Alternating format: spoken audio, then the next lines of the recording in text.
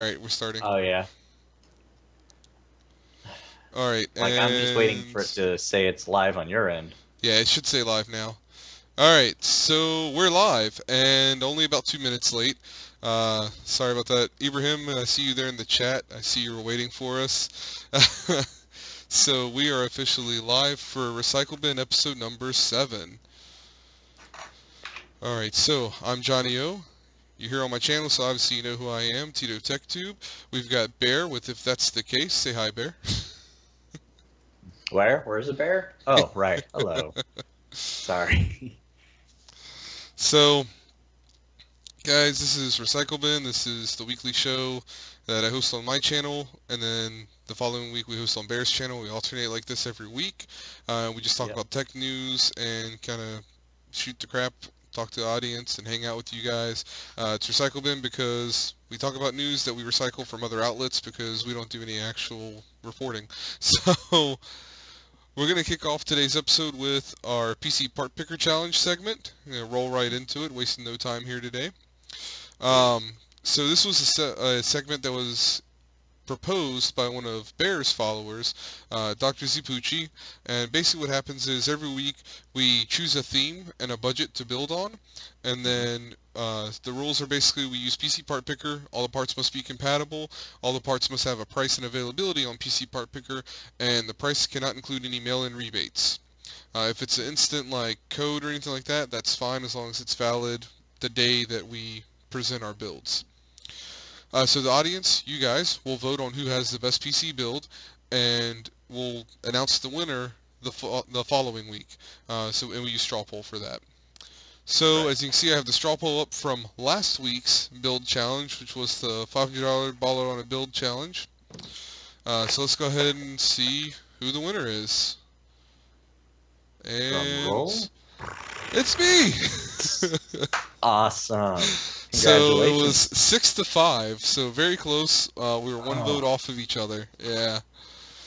Uh, I, Um, I, well, I voted for you because I like the whole idea of white and blue builds. So to me, white and blue is more like visually pleasing than right, I think the standard black and red. But right. it also has to be the right white, and I think you got it.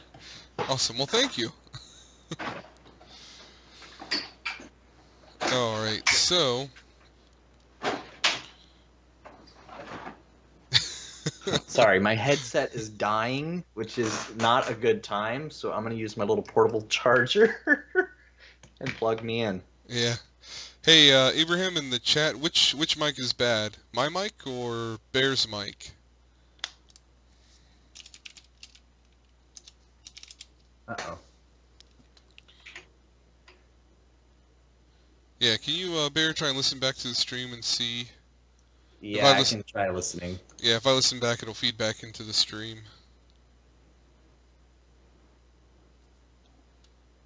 Yeah, it's yours, man. I'm sorry. Am I too quiet or?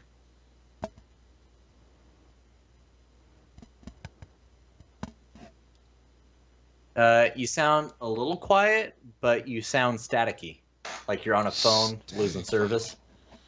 What the heck? All right. Give me 1 second. I'm gonna mute myself and try and fix it. Okay. Also, while he's muting himself, he's probably screaming tons of profanity. I mean, just look at his lips move around. He is clearly speaking massive amounts of just profound language. So, uh, no.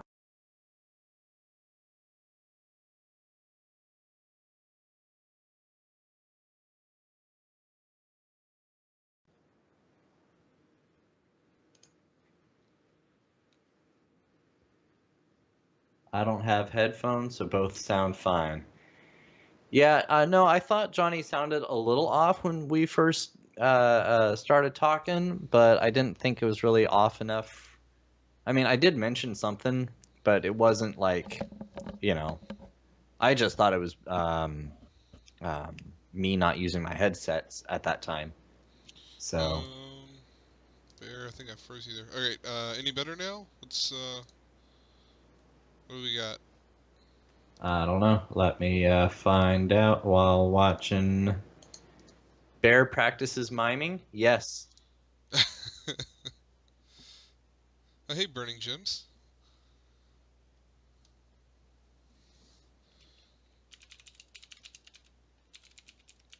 Hey, also my camera, I think, froze on your end. Yeah, I fixed it. It was because I accidentally minimized the Skype window. Okay. Oh, no, man, you sound quieter now. Quieter. Yeah. Yeah, I think the complaint was that it sounded like Abraham was saying I don't know if he was saying it was too loud or if it was the static he was complaining about. I just turned it up a little bit, uh, back Hmm. up a little bit. Alright, uh, I've been waiting for 2 hours for the stream. Oh, man, thanks. yeah, thanks for hanging out, and waiting for it. Hopefully the audio is a little better. Sorry, it's one of the things that we've really kind of struggled with. Oh, Awesome, he says it's better now. Perfect. So happy to hear that. perfect.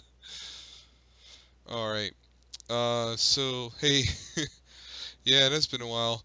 Um, I Am haven't I getting a been. different mic from you than stream then? No, no, I'm on one mic right now, so I'm not Oh, okay. sure. Yeah, I unplugged and replugged everything just see the lower Gotcha. sensitivity. Okay. Um, so let's go ahead and jump back into it real quick. Try and get Right, back right. get back into the groove of things.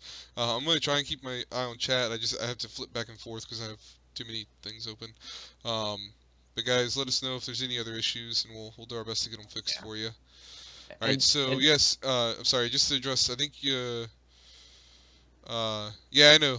We're gonna get to Vega in just a minute. That's actually on the tab for the news segment, which will be right after we finish the build challenge. All right. So let's go ahead and get on to what this week's challenge was. It right, right. was labeled as a $750 mini ITX 1080p gaming and editing rig. So we've got our builds. I'll go ahead and let Bear go through his build first, and then we'll go through my build, and we'll let you guys decide whether I should be kicked out the competition or not. But we'll talk about that when we get to my build. So, Bear, I've got you on the screen now. If you want to go ahead and just go down your part list and kind of talk about your reasonings. Yeah, absolutely. So let me pull up my system build in its own little window. Okay, so I'm going to go from the motherboard. I'm going to start off with the motherboard. So I got myself the ASRock Z270M ITX. It was just a motherboard that was new, current generation. It's still a Z270 motherboard, and it was ITX, so I grabbed it. And then I threw in an i5 7400 because it's a quad core at 3.0 gigahertz. I should have grabbed myself like, I don't know, an overclockable version, but I didn't really. And now I'm sitting here kicking myself going, I should have done that. However, with our budget limit, we got what limited to $750. Yep. I think had I had an extra $100, I would have gotten probably a 7600K or something. Right. So on top of this, I went ahead and I got myself some Evos 2 sticks of 8 gigs at 2133 because again, since I'm not really going to overclock things and it's not Ryzen, I'm going to go with 2133. Wasn't going to hurt me in the long run. However, I did grab myself a 120 gig M.2 drive since it's a Z270 board. I can put that in without knocking out any of my other SATA lanes. And so that's going to be the main OS and editing software. And then I would probably also partition it a little differently. So I had like 100 gigs of operating system and then 20 gigs of Scratch. So, and then a Seagate 1 TB because what good is a gaming, or sorry, 1.5 TB, because what good is a gaming and editing system if you don't have some space to throw that stuff on? So I got myself a GTX 1050 Ti from EVGA. So again, it was kind of the budget, which is why I stuck to some of these parts. I went with a case that I've never heard of the company before. Rajan Tech? Rajan Tech, yeah, yeah. I've seen their Rajan stuff Tech? around. Yeah, they make Yeah, some pretty cool stuff. Yeah, so I did some reviews and some work on this before selecting this case because it met my price range that I needed to have all the other parts I wanted. So the only thing really negative about this case that I've heard is that they are not the easiest to work inside of, but Yeah. once you get done working inside of it, it's really nice. So, and then I went with another 550 watt power supply that I used from the last build that Tito also used in his last build Yeah. because there's no ketchup and mustard wiring at the tips. So the Yeah. coloring inside is going to be nice and everything will be powered greatly. So all in all, there's currently a $15 discount on the stick of RAM, and which puts me at a grand total of $743.44. I am just mere $6.36. Sorry, 56 cents short from being at the limit. Yeah. I That's would do a 1600X. I was sorry. I was trying to do AM4. I was. yeah. My only problem was there was no AM4 available on PCPartPicker at that time. Right. And Mhm. still technically not. We actually talked about that just for the stream, because I was Right. going to do the same thing. I was going to go AM4, and I did, but I didn't go mini ITX. Now I do have an alternate build because I did a different build at first because of this issue, and then I Mhm. forgot about the mini ITX, and I went to a micro ATX for the Ryzen. That was your last part, right? Sorry, I was trying to find my other build while we were talking. I'm sorry. Come again. I was responding to chat. Okay. Yeah, that was your last part. You were done with your part list. Yeah, I was done Okay. with my part list. Sorry. Okay. No, you're fine. You're fine. I just wanted to make sure because I'm pulling up my old build that I done originally. Because I actually did two builds. And sorry, give me 1 second to find this. So I'll go ahead and pull up the one I ended up going with, the second one I created, which technically is not per the rules that we discussed because it's a micro ATX instead of a mini ITX. Hmm. Um, So I went with the Ryzen 1600 on this, and I actually went with this here Silverstone Sugo case because when you look at the specs on it, it's a micro ATX, but it's sized because of the way the power supply goes in on the back of it. It's sized more like a mini ITX case. It's about the same size as like the Fractal Core 500 mini ITX case, and so that's why I went with the micro ATX on this. Oh, there it is. Gotcha. Clicked the wrong button. Um, However, and actually part pricing I think went down on my other build. So let me grab that so I can show you guys that. But my official submission I think is going to be the Ryzen build, but I think this build is something to make note of. So if anybody's actually interested in building this system, I think that this is actually a really cool direction for them to take it with this other, because the other build I'm doing is completely like not the norm at all. Sorry, I'm trying to kill time here because I'm a little off on. No, you're perfectly fine. If you're trying to kill time, I can fill in a little time for you by saying, hello, Dr. Zipucci. Thank you for joining us. Hello, Eric. Thank you for joining us. Ibrahim, thank you for joining us. I hope I'm pronouncing your name correctly. Hello, Selena, and hello, Burnin' Gems. And Burnin' Gems, Micro, Mini, actually, they do matter. I almost had a guy buy a case off of me, and he's like, oh, it's an MATX case. He's like, oh, okay, so my ATX will fit in it. I'm like, no, no, no, no. MATX, micro ATX. Yeah, Don't buy this. yeah. So, So real quick, I'll go through my Ryzen part list the rest of the way. We'll talk about this one. That, again, this will be my official submission. mhm. Um, but and then we'll look at the other build just because I think it's interesting. I think it's a build that not a lot of people would think to do, especially because I'm going a couple generations older. Um, so I did the 1600 6-core 3.2 gigahertz. So I think for editing, this is definitely going to be the king at this price point, in that $750 price range, no matter what size build you're trying to do. Uh, ASRock B350 micro ATX motherboard because it was literally the cheapest one I could find and it has good enough I/O. Yeah. 16 gigs of Team Dark DDR3000 memory. I have a 3200 megahertz kit. I cannot get it to run at 3200 megahertz on my Ryzen build. So 2933 is the most I can hit. So I didn't think it made sense to spend more money for faster RAM in this case. I have SK Hynix 120 gig solid state drive. So that's going to be for OS and your editing applications, and then 1 TB for mass storage for games and your RAW files. I've got the RX 570. So when I was shopping for the video card, I was looking at going with the 1050 Ti. I actually went with the 570 because it was only $20 more, and I had to do a lot of finagling to get to this point because of this card. This was one of the things. This card and the CPU, excuse me, are the two things that made it the hardest to fit this all into the budget. Yeah. But the 570 is roughly 20 to 25% faster than the 1050 Ti, so that's why I went with it. The Silverstone Sugo SG11, without this build wouldn't have worked. This is what makes it a super portable setup, and I actually found this. It's non-modular cables.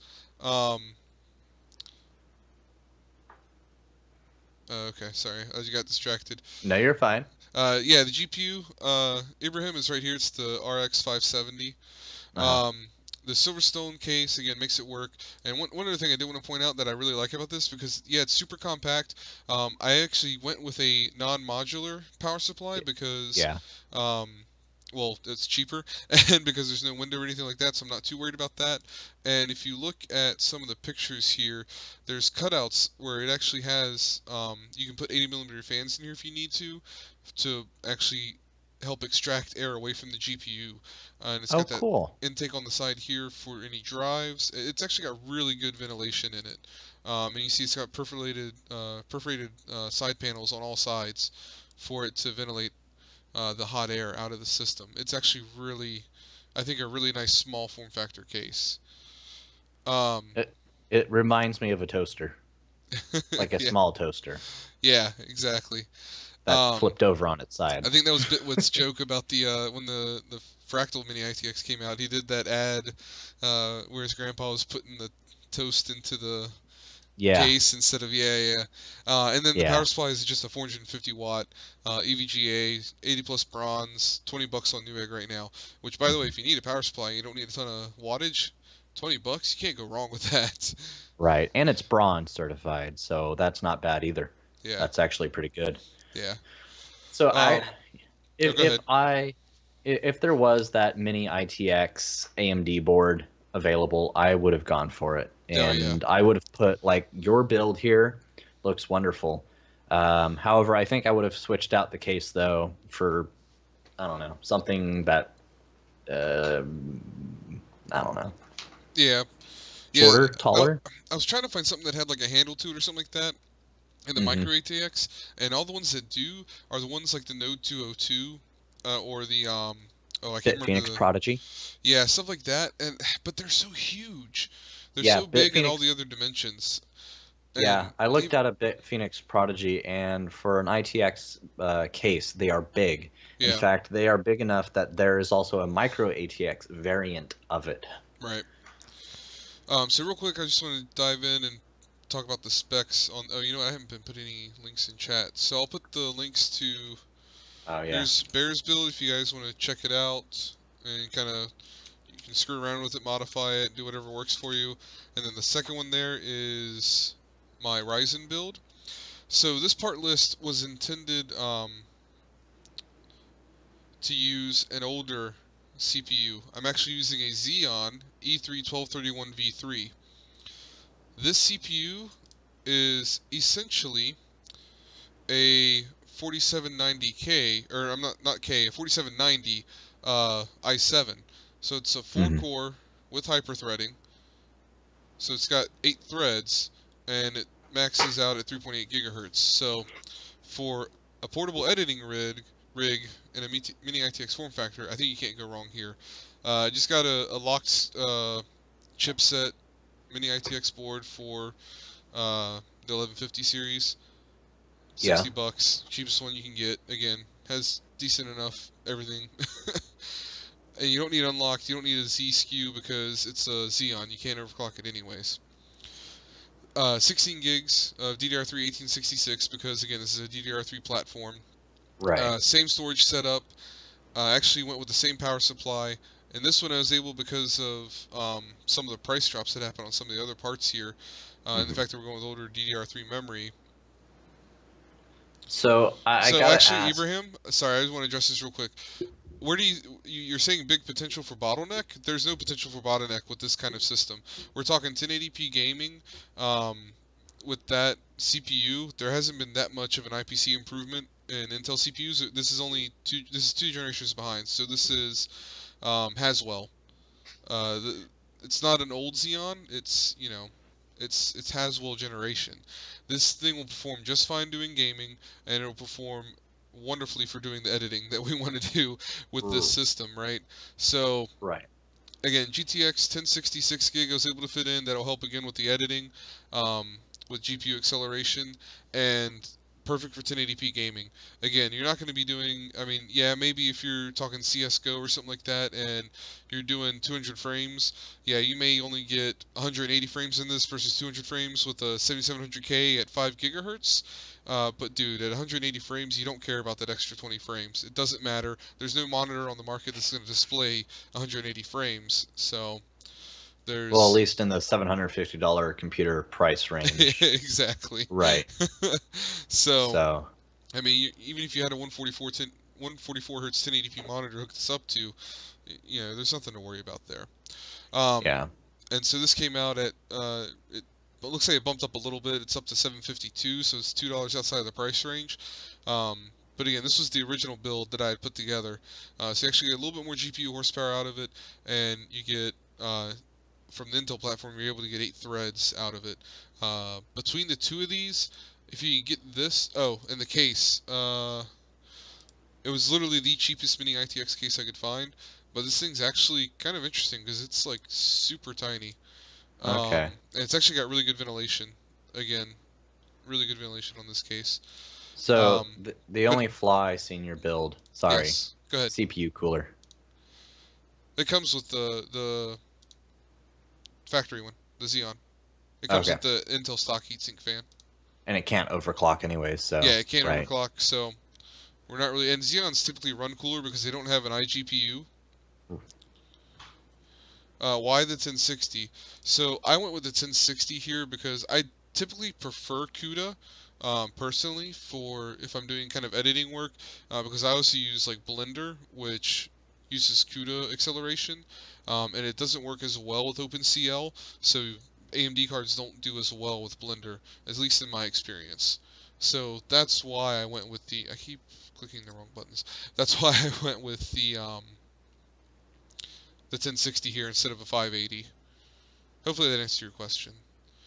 But yeah, so that I, was it. I'm gonna put again, guys, when you're voting, compare my micro ATX system to Bear's mini ITX system because that's ultimately the one I decided to go with. The second one I built. It's not technically within the mini ITX rules, so if you guys vote against me for that, that's perfectly fine. I'm gonna go ahead and put in chat the straw poll. It's also in the description of this video. I'm sorry, you were gonna say something, Bear? oh, I was gonna say what we should do is with the straw poll is put in that extra information of like this week's challenge was, information, and then which one did you think got that? So, because last week, if I looked at it correctly, it basically says who wins the $500 baller on a budget build challenge. Right. So, although I guess that was basically the challenge. Yeah, that was What basically can you it. build for five? Oh well, no, it was most aesthetically pleasing. That's right. Yeah, Because if yeah, it was baller on a budget build challenge, I would think, oh, who made the biggest, most BA build out of $500? I right, would have voted, I would have voted for you if it was purely that. right. So even though I did vote for you because it was white and blue and I like that better than red and black, but Yeah, built red and black because it's easier to make everything compatible for visuals. yeah, exactly. um, yeah, that was part of why I went with white. Like, I wanted to challenge myself a little bit on that and make sure to not do any black or red components, because I've never liked black and red PCs just Hmm. because they were so like you know, especially like in the era of PC gaming that I kind of grew up through, that was kind of the only colors that were available for the longest time were black and red, and I got Right. really sick of them really fast. Oh, wow. Sorry. Oh, what's up?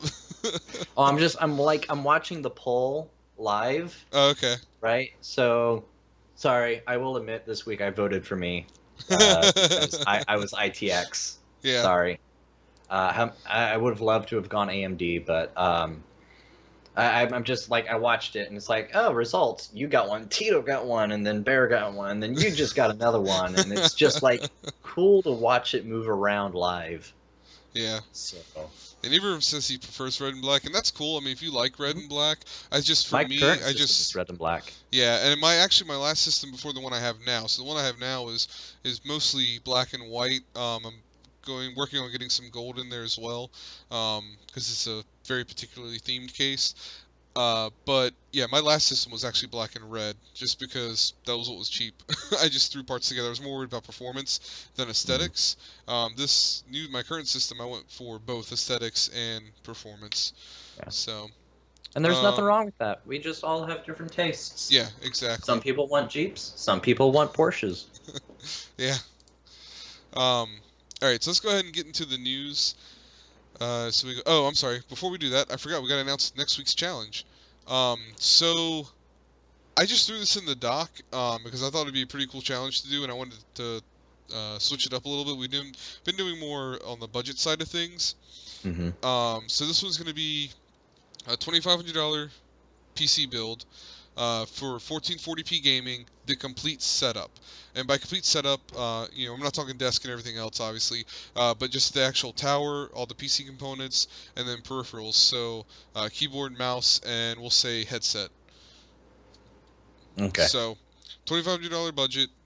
We're going to target 1440p gaming, and we're going to include keyboard, mouse, and headset, which I think are the most basic peripherals to add with a gaming system. I don't, I was gonna say headset and speakers, but I don't think both are Nah, necessary. speakers I aren't. think I think Nah. just headset is probably good enough. Yeah. All right, and with that, Jeep. we got more votes for Jeep. Yeah. Yeah, votes for Jeep. So Beam Pro. I actually don't know what Beam Pro is. Isn't Beam Beam. Microsoft's thing?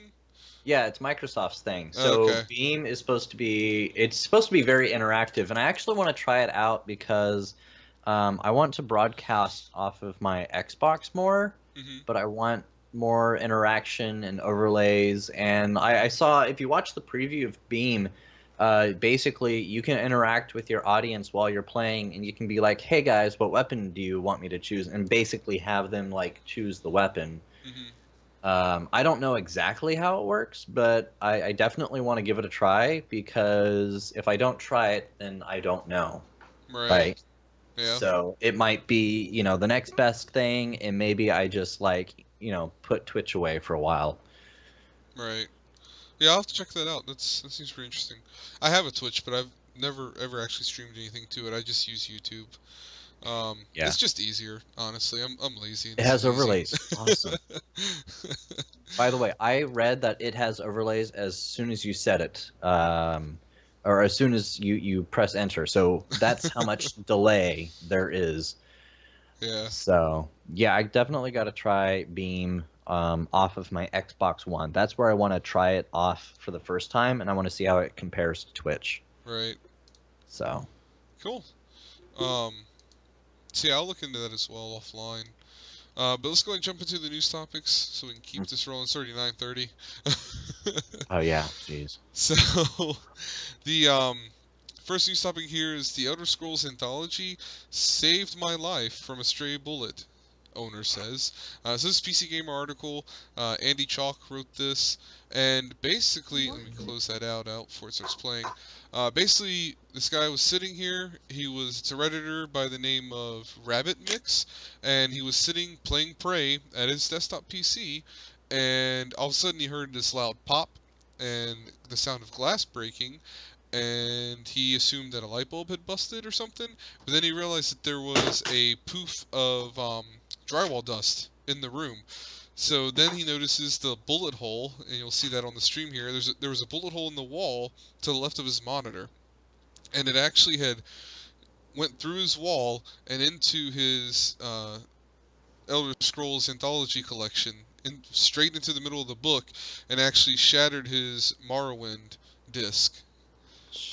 So apparently, his anthology set was sitting on his desk between him and the bullet hole in the wall.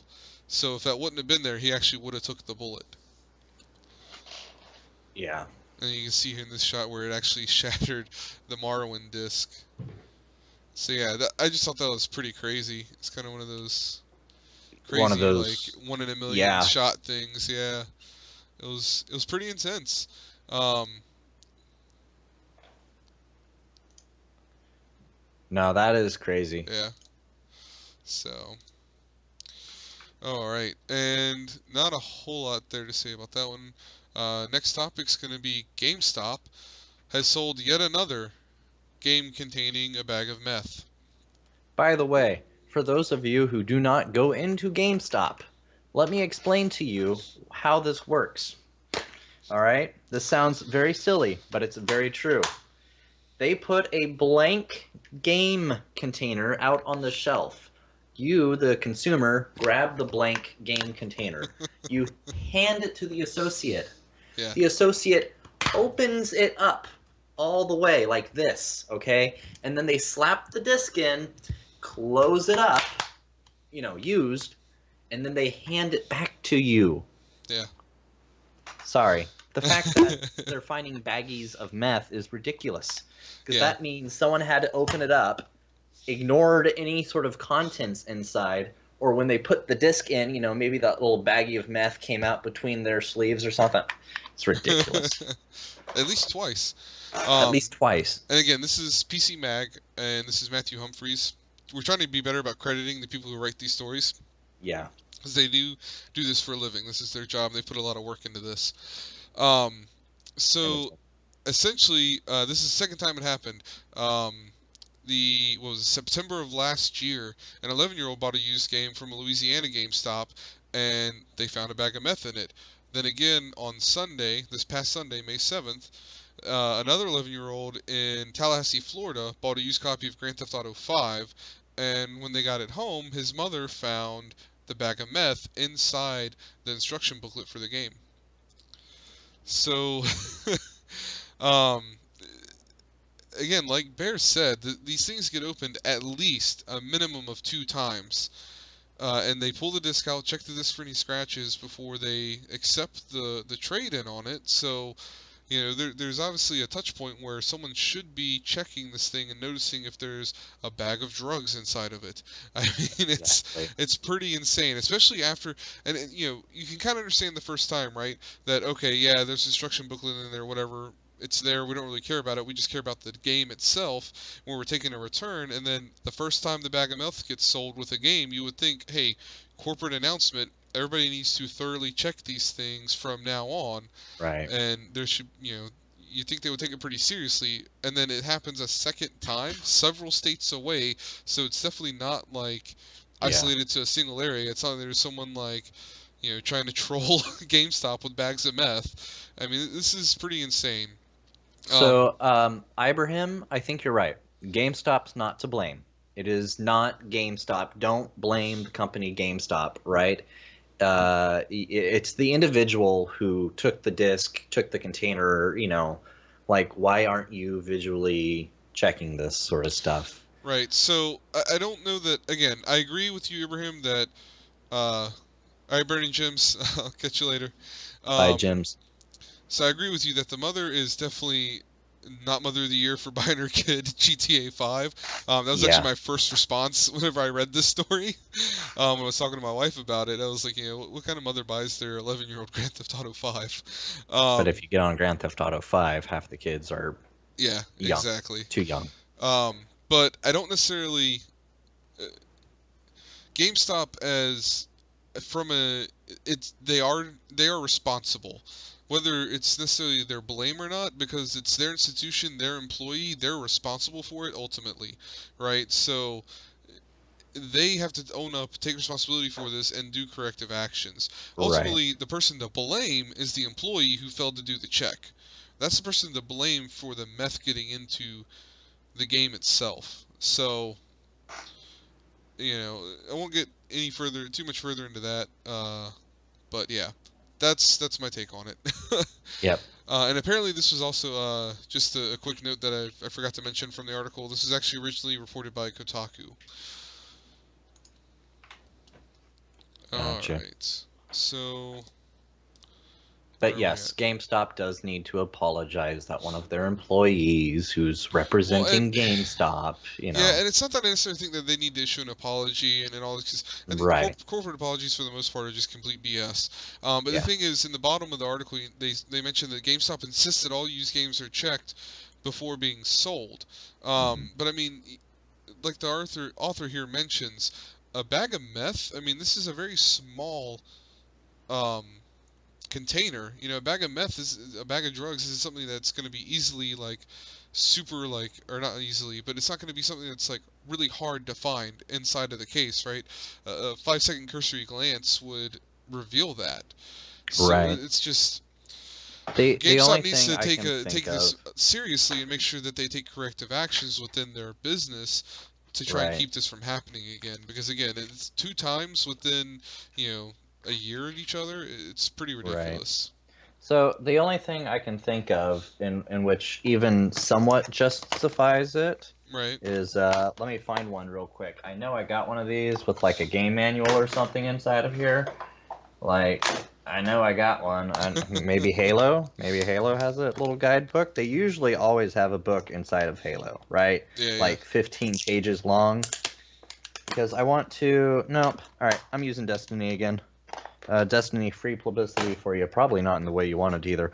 The only way I can find it like not visually seen is inside of the containers nowadays. There's usually two of these cards, Right. right?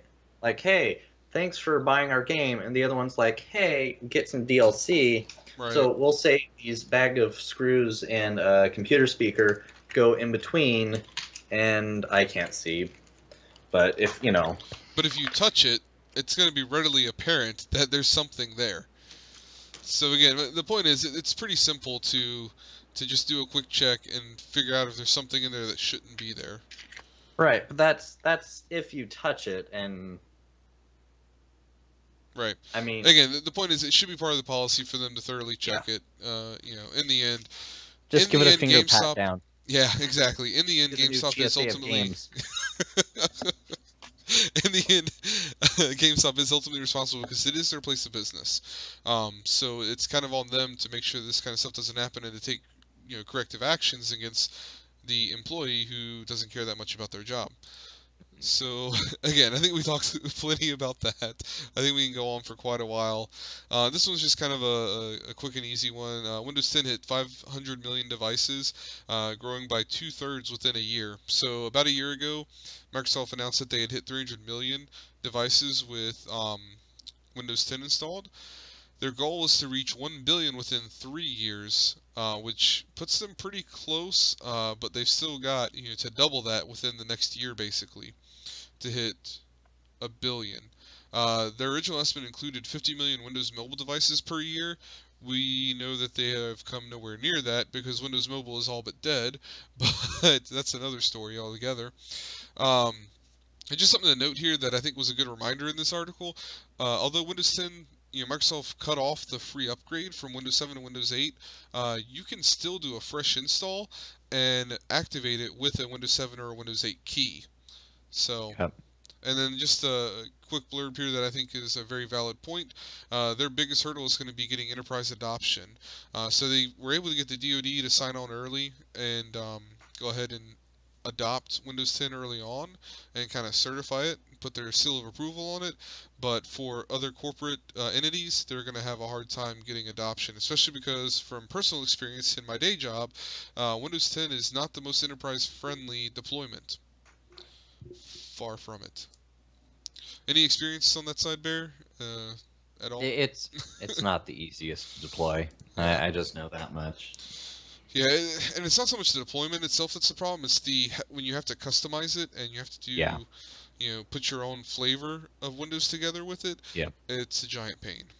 Yeah. And No, that'd take a while. the deployment process, you're correct, is easy. The setting it up so that that particular image is ready to start being deployed throughout your company or other campus, that's the pain, Right. because that's when you got to put all the custom stuff on it. Yeah. All right. And on the hardware news, so Ibrahim, I promise we're getting to Vegas soon. First up, we're going to talk about the Surface Pro 5 again. A couple Mhm. weeks ago, we had a topic about this that was basically saying uh, the Surface Pro 5 was going to be just a minor refresh of the 4. They were basically going to slap a Kaby Lake processor in it and move on with their lives. Our technical article, by the way, Peter Bright wrote this one. I almost forgot to do that. Basically, Panos Panay, I'm not sure if I'm pronouncing that right, the corporate vice president for Surface at Microsoft, has said that Microsoft won't update the Surface Pro 4 until, excuse me, sorry about that. Until the update has a meaningful change. Exactly, until there's some sort of meaningful change that they can make to the device. Um, Essentially, when that was stated, a lot of people took that as Surface Pro 5 just wasn't coming. They weren't going to make Surface Pro 5. I think what that's saying is it's going to be delayed until they can actually do something legitimate that actually makes sense. Because one of the biggest complaints that I had and that other people had when they first found out the Surface Pro 5 was rumored to be just a Kaby Lake refresh of the Surface Pro 4 is that they weren't adding any I/O. They weren't getting Thunderbolt 3 on a USB Type C. There was nothing really exciting happening with the device that would make any sense, you know? Hmm. So, all right. Sorry, let me get back over here. So, it's just one of those things where I think they've decided that maybe they should hold off um, until they can actually redesign it for something that would make sense. Now, with that, the statements that have been made in this article and by Microsoft, I suspect they may do a like Surface Pro 4.1 or R2 or something like that. Surface Pro 4 R2, where they just do an updated Surface Pro with Kaby Lake options. That would make sense if they just keep it as the Pro 4 and then just update it with Kaby Lake. So Right. then you could at least do your 4K Netflix on it. Yeah. But Well, and one of the things that people like to complain about is, oh man, they came out with this new item. Oh, they only, did a little refresh of it, and it's the same thing. right, So this Panos Panay is basically saying we're not going to do that. We're going to actually come out with the Surface Pro 5, which will be right. different from the 4. And I like that. I respect that. I think that's good. And I agree with you, Johnny, that if anything, just slap the new processor in and call it the 4.1 or 4.2 or the R2, Right. something that says it's the same as the 4 but a little upgraded. Right. And I can understand them wanting to keep with the same chassis design, with the same proprietary port and everything, because they've already built a wide portfolio of Surface accessories that would then you would be able to, if you want to upgrade from a 3 to a 4 or to a 5 even, if they were to keep it all the same, you can carry all your accessories with you so you don't have that, well, crap, I gotta, my device is only a year old, I gotta buy a new device and 15 new accessories for it, versus, well, I can carry everything over with me. Um, Right. so we'll see. Or or in the business side of it is, you have all of these Surface products and accessories throughout your entire building, Right. but when your one coworker drops the Surface, or if the Surface just stops working, let's Hmm. just put it that way, whether it's from the Surface itself stopping or outside source, it doesn't matter. Now you got this dead device, it needs to be replaced, and Yep. now you gotta swap out all the accessories that went with it, and all the Yeah. other accessories are still good. Yeah. So what I could see them doing is with the 5, what they could do is upgrade that mini DisplayPort to a Thunderbolt 3 over Type C, and then keep that proprietary power adapter, so you can still use like the proprietary docks and stuff like that, but also allow you to use USB-C docks with it if you decide to do that. So they can make kind of a transition period where the Surface Pro 5 keeps everything that it already has, just adds a Thunderbolt 3 with over USB Type-C, so they kind of get a transition area where they start producing new accessories that'll be compatible with only the 5, but you can carry over your old ones to the 5, and then maybe with Surface Pro 6, they go ahead and just fully switch over to USB Type-C, so you get kind of an incremental change there, rather than cutting everybody off all at once. Yeah. Yeah, I like that. And, you know, I feel like one day the D sub or the VGA, you know, Right. Your standard VGA cord, I feel that one day that'll just be a thing of the past, and it'll be nothing but DVI-Ds and DPs and HDMIs. I feel like that's going to be it. But I feel like even HDMI might drop if they can, you know, get around to DP. So I think what will happen is, if anything, I can see us getting down to DisplayPort and HDMI as the only two. And it really, if you look at like USB Type-C docks on the market and stuff like that, the primary two connector types nowadays are DisplayPort and HDMI. DVI you're seeing a lot less of, VGA even fewer. And I don't think you're ever going to get rid of HDMI because of the TV industry. Right. And by TV industry, I mean the actual hardware side of the industry. Right. They're clinging pretty hard to HDMI.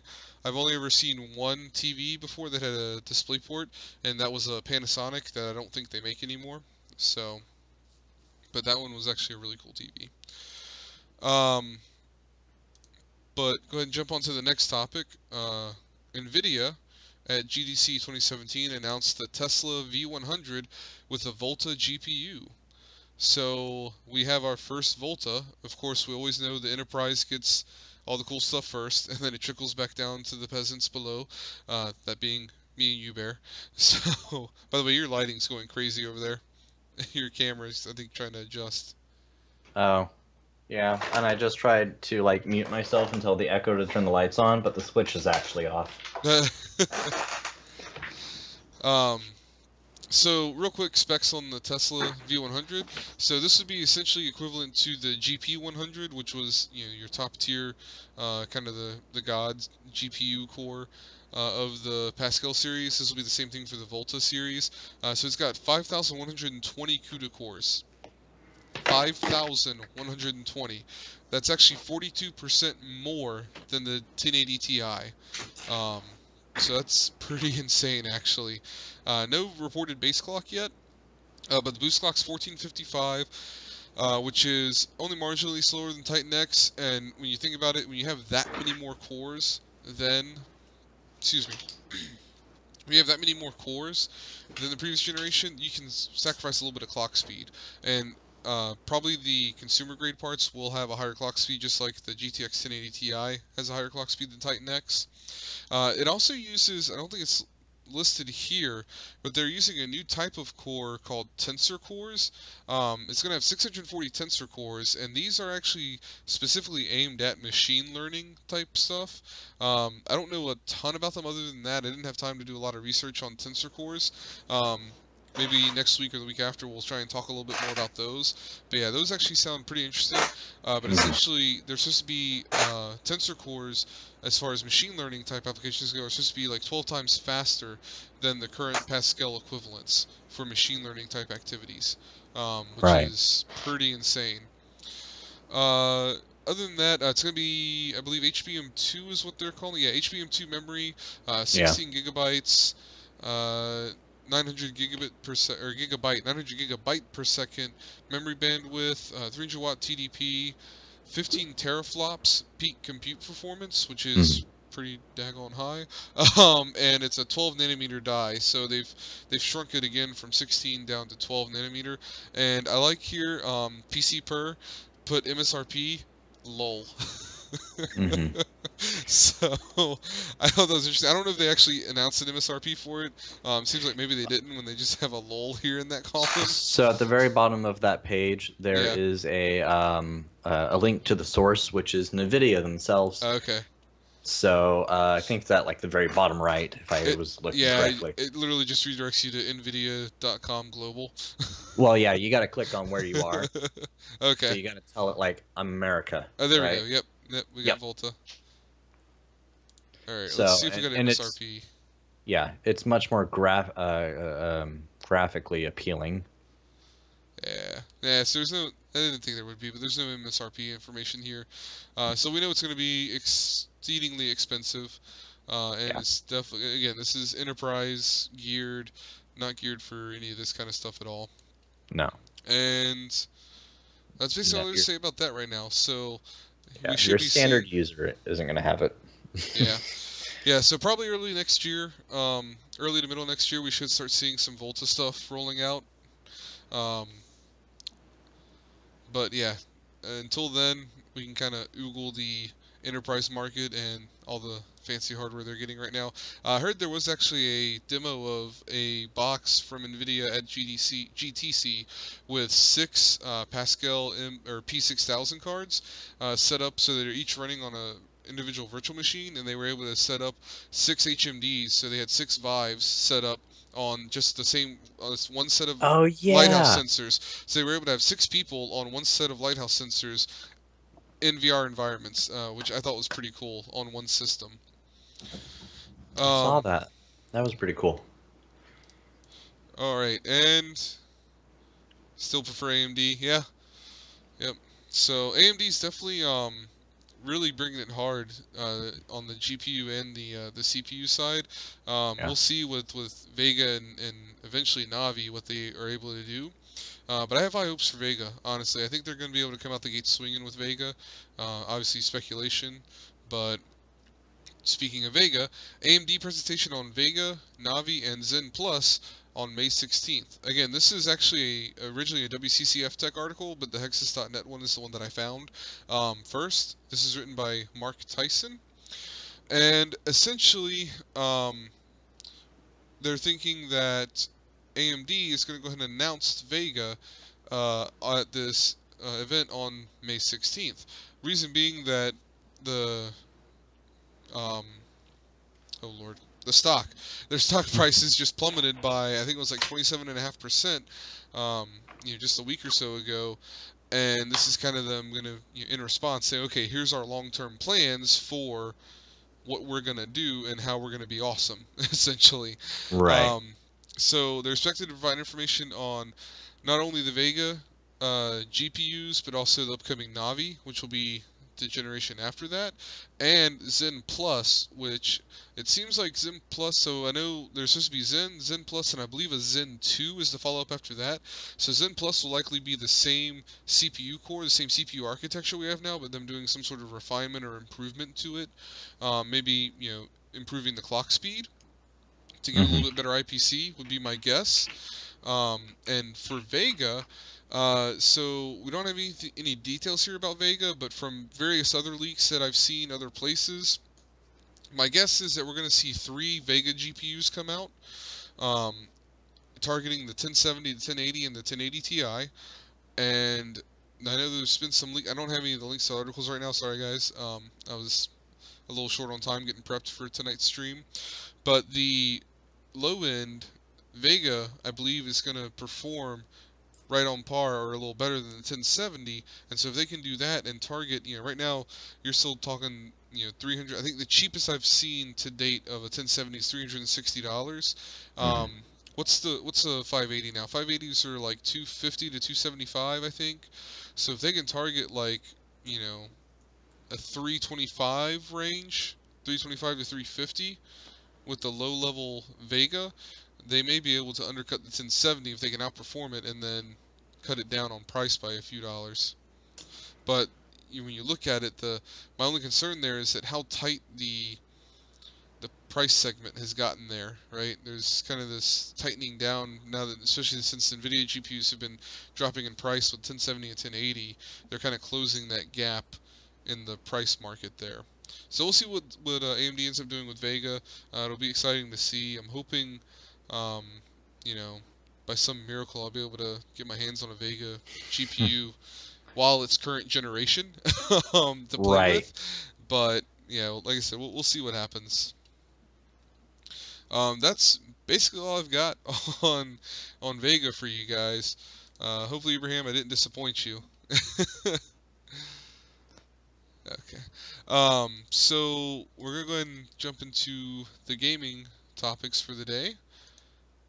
And I'm sorry, Barry, do you have anything else you want to add to that? Any? No, Okay. no.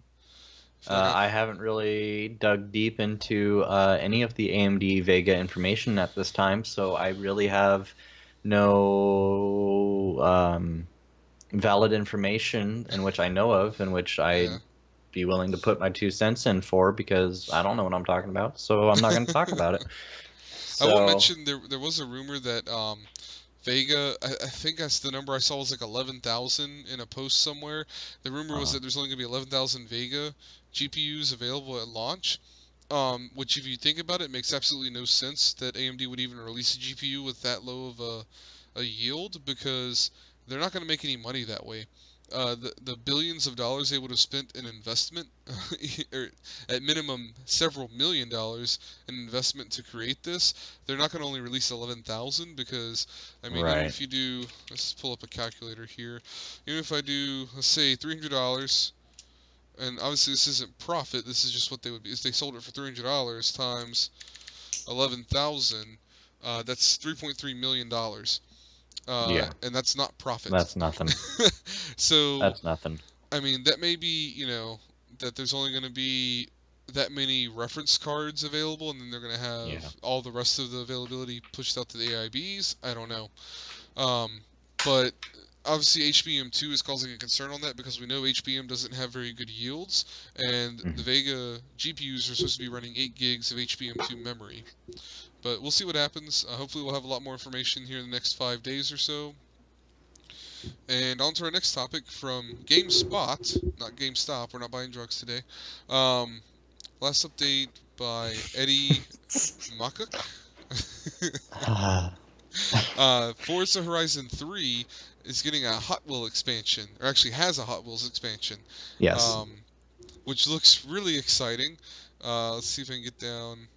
I played with Hot Wheels like every single day as a kid. Yeah, I thought I had a video here. Maybe I didn't. I thought this article had a video. Sorry, guys. I thought it had something more exciting.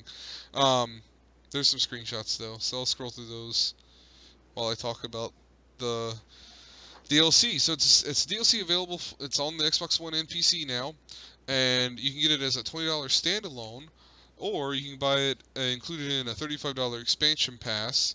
The included updates here are that it's going to support more racing wheels. I didn't look into the exact list, but there's some listed on the article. I'll add the article links to the description after the stream, so you guys can check them out if you're interested. Um, but they added more racing wheel support. There is a significant CPU performance game on high or ultra settings for PCs that meet at least the minimum spec. They've also added a threading model. So essentially, they've added an option in the settings called, I believe, thread optimization, so that you can actually turn that on and it'll utilize more CPU threads to help the game run better. Let's see what else. There was also two new graphics options. Dynamic geometry quality is now has a very low option, and world car level also has a very low option. And every setting in the graphics has been tweaked to add a description to let you know how it will impact CPU and GPU performance, So as well as the VRAM usage. Go ahead. so the new minimum spec then Yeah. took a step back. Yes. Wow, that's Yeah, so cool. they actually A made lot it of so that it could run on lower end hardware than it could before. So the new minimum spec is actually an i3 4170, which is a 3.7 gigahertz part. i3s don't get turbo clock, so it's just 3.7 all the time. and it's usually just 2 cores. Two core with 4 threads, so you do get hyper threading. Uh, Really? yeah, Hmm. yeah, you get hyper threading with the i3. The usually you didn't used to with Pentium. Pentiums historically have always been just straight dual cores. Right. The seventh gen, the 4460, G4460 Pentium, I think 4460, maybe it's 4560. I think it may be 4560. Is actually a dual core 4 thread. So it's actually the first Pentium that I know of that has hyper threading. Anyways, I that's a should whole. know this since I still have all of those processors at my work.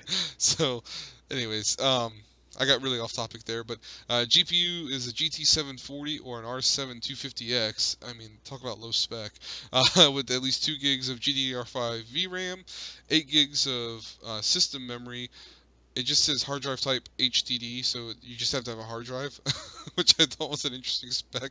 But and then 1280 by 720 is the lowest resolution, I guess, that it supports. Which, if anyone's playing at a lower resolution than that, I'm sorry. Yeah. And down to our last two topics, and we're already over. It's already after 10 o'clock. Yep. So I'm going to blow through these last two really quickly. Breath of the Wild is now running at 4K 30 FPS on PC.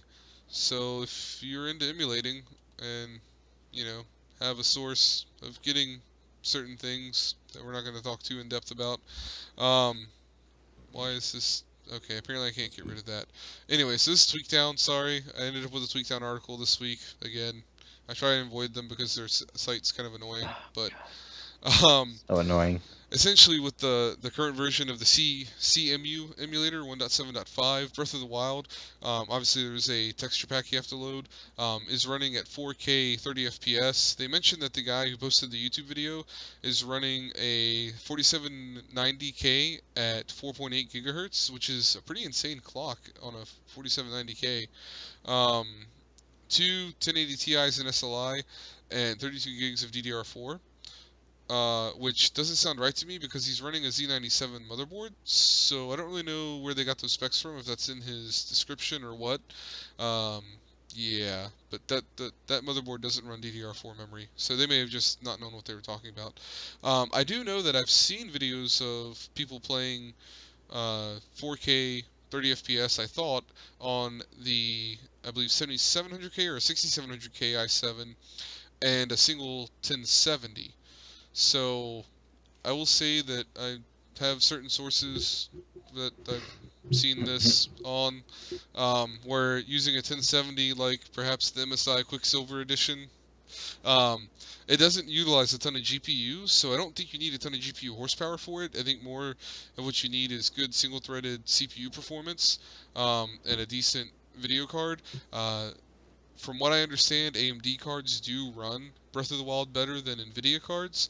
There is a bug, I don't know if it's been resolved, but last I knew there was a bug in the drivers for NVIDIA cards that would cause a memory leak with the shaders, that actually caused some issues with memory usage. Hmm. And not a whole lot to say about that, so let's jump into the last topic. NVIDIA updates GeForce Experience to support Vulkan and OpenGL. So basically they added support for Vulkan and OpenGL to Shadowplay. So if you're running a game that uses that API, like Doom, or apparently, I guess OpenGL is used by Minecraft. But if you're running running one of those games, you can use Shadowplay to natively stream that gameplay. Whereas before it only supported DirectX 11 and maybe DirectX 12. I'm actually not sure. I don't use Shadowplay. Um,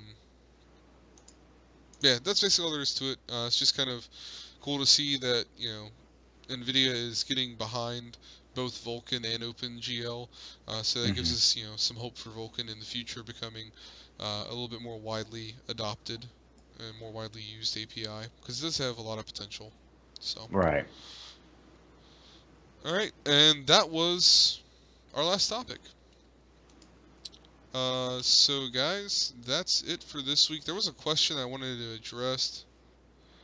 Which one? I'm trying to remember now. I forgot what it was. There was something. Someone asked if we were going to talk about something. Oh, I think Dr. Dr. Zipucci. Zipucci asking about the fractal design all-in-one cooler. Yeah, so I watched Jay's video, most of the Gamer Nexus's video on it, and Kyle, I think Bitwit's video. Yes. I watched most of. I don't think I finished Bitwit's either. But I watched most of the videos that I've seen on it. It looks good. I think it's kind of cool that Fractal kind of stuck to their true minimalist design, and there's no software with it. It's literally just a switch to switch it from the auto control on the PCB, or switch it to PWM, so it's controlled by the fan header on the motherboard for the pump speed and the fan speed. I think it's actually for the fan speed and pump speed. Essentially, it seemed like it doesn't perform really well if you put it on auto, because it basically spins everything at really low power, really low RPMs, so that it's quiet. But if you actually put it on PWM and let your motherboard control it, it actually performs pretty well. From what I saw, it is an expandable loop. So it's an AIO, but you can expand it out to a um, a full custom loop. But the problem with that is, from what I understand from, I think Kyle's video mentioned it, it only disconnects on the radiator side. So you can't replace the tubing. So unless you find the same sleeved tubing to use, it's not going to match very well. So you're a little bit limited in that aspect. But you could pull the radiator off and like get your own pump and reservoir and expand it that way, and then add a GPU block and another radiator, for a full loop. If you wanted to buy that, and then say 2 years down the road you decide, well, I'm going to do a custom loop, you could at least reuse the radiator for sure. Um, but yeah, I'm not sure how much that would limit you. That you can only remove it from the radiator side as far as the tubing goes. Hmm. Oh, Dr. Zapucci said I did well. Well, thank you. I'm not sure what those are in reference to now, but thank you. You just got done finishing up talking about the hardware, and we were about to move into the gaming. Okay. And you were apologizing at that very moment in which he started typing, I think, Okay. about not being as in depth as you wanted. Okay. Well, thank you, Dr. Zapucci. um, yeah, so I just wanted to address that because I did notice that comment go by about the Celsius Yeah. AIO. So I saw that. I thought it was pretty cool. I like that it's got kind of that minimalist design. If they did a white version of it, I probably would have been a little bit more excited, but just because I'm kind of got a thing for white builds here lately. Hmm. Uh, but anywho, it says we've only been live for 42 minutes, but I feel like that can't be right. What? Yeah, YouTube says we've been live for 42 minutes, but OBS says an hour and 7 minutes, so that's very confusing to me. Um, anyways, YouTube has to be off then. yeah, that's really weird. All right, so anyways, I'm gonna go ahead and wrap this up so we can get out of here because my Okay. wife wants to go to bed and me Right. too. So, just a quick outro, guys. Um, we both have Patreon pages. Yep. Just so you're aware, if you like our content, you want to help us out, want to support us, help us create more content. Bear is hoping to be able to do some ATX cases. I have several different things that I want to do. If you check out my Patreon page, it's down in there. Our Yeah. Patreon pages are both in the description. I'm going to throw them both in. Do, do, Yeah. do, So do. for me, anything that comes through Patreon at this point is going to go towards the hardware that I would want to throw into an ATX case, like an ATX motherboard, a CPU for that ATX motherboard. And I'm not like gonna go out and buy, an 1800X or the 7700K. I'm just going to go for low end motherboard, low end CPU, just so that I have something to throw into the cases so that I can actually give a proper review of an ATX case. Because nothing says, this is a bad review of an ATX chassis than throwing in a micro ATX or a mini ITX and being like, yeah, it fits in here real nicely, tons of room. Well, yeah, you're not using all of the space. Anyway. Right. Yeah. And Um, I also want to know how you found me on Patreon. So if you go to my Patreon, it has a poll and it will ask you how did you find me. yeah, and I actually have the same poll on my Patreon. And the first tier goal that I have is $10 a month. And excuse me, what I want to use that for is for creating more of my How To Tuesday videos for things like this one for my upcoming How To Tuesday. This, in case you're wondering, Barry will be able to see it in a second. Well, I guess you can see it on the webcam probably. Yeah. Is a slider for my camera that I made for roughly $25 ish. I Oh, spent more than $25 on hardware because I bought some other things that I was testing with, so it may be a little more than $25, but this is now, I have a camera slider here, so I can take my ball head, screw my ball head in right here, and yeah, for super cheap, well, that's cool. I was able to build that. So I've got to, do a little bit of toying around with it, and I'm going to have a video up this coming Tuesday of how you can build one for yourself, including the part list. All right, guys. So check out our Patreon pages. Again, you don't have to do anything. You don't have to, Nope. contribute. We don't expect anything, but anything that you do contribute will help to produce more content and help us increase our quality, and help us increase frequency. Honestly, as we get more and more support. So, Yep. guys, on that note, I think we're going to head out of here. We'll see you next Thursday on Bear's channel, if that's the case. And that's all I've got. I'm really bad at outros. Nah, Bye. all's good. Join our Discord servers as well. So that's the other thing that I feel like I'm not getting out there enough anymore. Yeah. So I know I got an invite here somewhere. I know I do. All right, here. So here's one that's only going to work for 30 minutes off of my channel. Copy, paste. So there we go. All right. All right. Awesome. All right, guys. We'll see you next week. Thanks for showing up and hanging out with us. Yep.